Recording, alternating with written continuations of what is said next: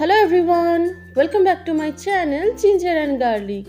সকলকে স্বাগত জানাই আমার চ্যানেলে।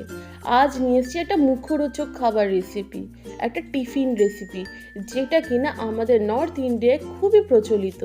থাম্বনেল দেখে তো বুঝেই গেছো আজকে কী বানিয়েছি। আজকে বানিয়েছি আলু কচুরি। আর আলু কচুরি খেতে কে না ভালোবাসে। যদি একটু মজাদার করে বানানো যায় তাহলে এটা কিন্তু মাছ মাংসকেও ছাড়িয়ে দেবে। তো তার জন্য আমি দুটো আলু নিয়ে নিয়েছি। দেখো, এগুলো হচ্ছে লাল আলু, আমি এখানে পেয়েছি তো লাল আলু নিয়েছি। তো লাল আলুকে ভালো করে সেদ্ধ করে ম্যাশ করে নিয়েছি। এবার একটা ফ্রাইং প্যানে আমি রসুন কুচি দিয়ে দিয়েছি। অনেকে এটা রসুন পেঁয়াজ ছাড়া খান, তার বদলে হিং ব্যবহার করেন। তো আমার কাছে হিং ছিল না, তার জন্য কিন্তু আমি রসুন পেঁয়াজ ব্যবহার করেছি। তো আমি আদা রসুন ভাজার পরে আমি পেঁয়াজ আর কাঁচা লঙ্কা দিয়ে ভালো করে ভেজে নেব। দিয়ে দিলাম সামান্য নুন। সবসময় কিন্তু আমি পেঁয়াজ ভাজার সময় নুন ব্যবহার করি, যাতে আমার টাইমটাও সেভ হয়, তাড়াতাড়ি নরমও হয়। এবার দিয়ে দিলাম আলুটা, যেটা আমি সেদ্ধ করে রেখেছিলাম।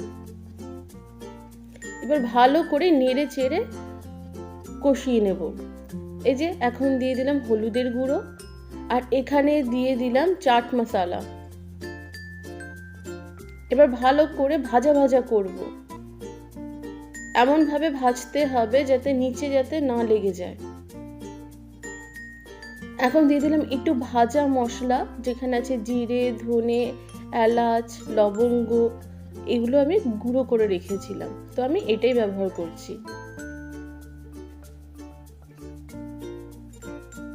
দিয়ে দিলাম ধনে পাতা, একটু ভালো করে নেড়ে নেব। ধনে পাতা সবসময় লাস্টে ব্যবহার করা উচিত, যাতে ধনে পাতার যে সবুজ রঙটা আছে সেই সবুজ রঙটা যাতে বজায় থাকে। আর আমি একটু স্প্রেড করে দিয়েছি যাতে খুব তাড়াতাড়ি ঠান্ডা হয়ে যায়। এবার একটা পাত্রের মধ্যে আমি 1 কাপ ময়দা নিয়েছি, নিয়ে নিলাম সামান্য তেল ময়ামের জন্য, আর নিয়ে নিলাম নুন। এবার ভালো করে মেখে নেব। কচুরির সব থেকে বড় অংশটা হলো ওপরের কোটিংটা। ওপরের কোটিংটা যদি খাস্তা না হয় তাহলে কিন্তু একটুও ভালো লাগবে না। তো একটু বুঝে বুঝে এটা জল দিয়ে মাখতে হবে, আর ময়ামটাও কিন্তু ঠিক করে দিতে হবে। ওই যে আমি দেখালাম, মুঠ করলে যদি মুঠের মধ্যে এখনো থাকে তাহলে সেটা হচ্ছে ময়াম হয়েছে, আর যদি মুঠ না হয় তাহলে কিন্তু ময়াম হয়নি। এবার দেখো আমার কিন্তু ময়দাটা মাখা হয়ে গেছে, আমি রেস্টে দিয়ে দিয়েছি। এইবার পুর ভরার একটা টেকনিক আছে, যে এই যে মিশ্রণ যে আছে এই মিশ্রণগুলোকে আমি আমার প্রয়োজন অনুযায়ী আমি গোল গোল করে লাড্ডু পাকিয়ে নিয়েছি। এতে এইরকম করে যদি আমি ডোয়ের ভেতরে ভরি তাহলে কিন্তু ডোটা একদমই ফাটবে না। তো আমি ময়দার তাল থেকে এরকম লেচি কেটে নিচ্ছি।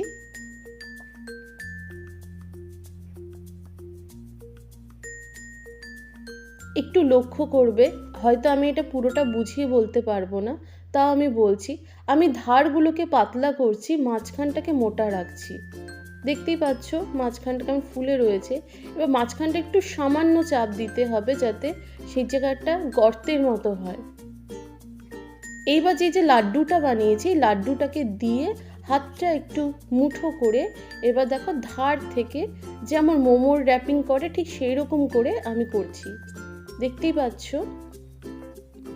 এবার যে আছে এটাকে লম্বা করে দিলাম, আবার এটাকে চওড়া করে দিলাম। দেখো একদম সিল। আমি গ্যারান্টি দিয়ে বলতে পারি এইভাবে করলে কখনো পুর বার হবে না। আর এইভাবে যদি আলুর পরোটাও করা যায় তাহলেও কিন্তু খুব ভালো হবে, একটুও স্টাফিং বের হবে না। তো এবার আমি এটা প্লেটের মধ্যে নিয়ে নিচ্ছি, কারণ ময়দা তো একটু রেস্ট যখন দেব তখন এটা একটু নরম হয়ে যাবে। এবার দেখো আমি হাতের সাহায্যে একটু পাতলা করে নিচ্ছি।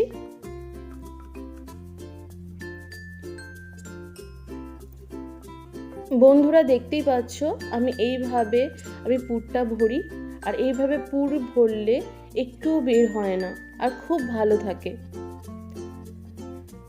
বন্ধুরা আমার এই ভিডিও এই রেসিপিটির কোনো অংশ যদি ভালো লেগে থাকে তাহলে বলবো অবশ্যই একটা লাইক, একটা কমেন্ট, একটা শেয়ার আর একটা সাবস্ক্রাইব করতে। আর যারা পুরনো বন্ধু আছো তাদের সবাইকে বলো প্লিজ একটা লাইক দিয়ে ভিডিওটা কন্টিনিউ করতে। একটা লাইক আমাকে কিন্তু আরো এগিয়ে যেতে সাহায্য করবে।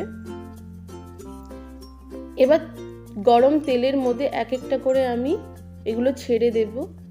দেখতে পাচ্ছ ভাজা হচ্ছে, একটু সময় নিয়ে ভাজতে হবে, কালার না আসলেও কোনো ব্যাপার নেই, কিন্তু মেইন কথা হচ্ছে কচুরি কিন্তু ফুলতে হবে। দেখো কচুরিগুলো কেমন টোপা টোপা করে ফুলেছে। আমি বাদবাকিগুলো ভেজে নিচ্ছি।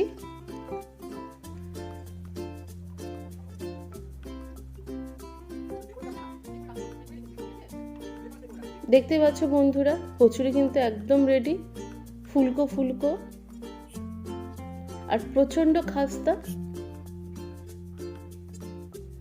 এবার আমি আমার মনের মতো করে সাজিয়ে নিচ্ছি। উপরে দিয়ে দিলাম একটু চাট মশলা আর দিয়ে দিলাম একটু ধনেপাতা চাটনি। এর সাথে কিন্তু ধনেপাতা চাটনি যাবে, কোনো রকমের টমেটো সস যাবে না। ধনেপাতা পুদিনা চাটনির সাথে কিন্তু এটা একদমই সুপারহিট। বাড়িতে বানান আর সবাইকে নিয়ে খান। তো আজকের জন্য এইটুকুই।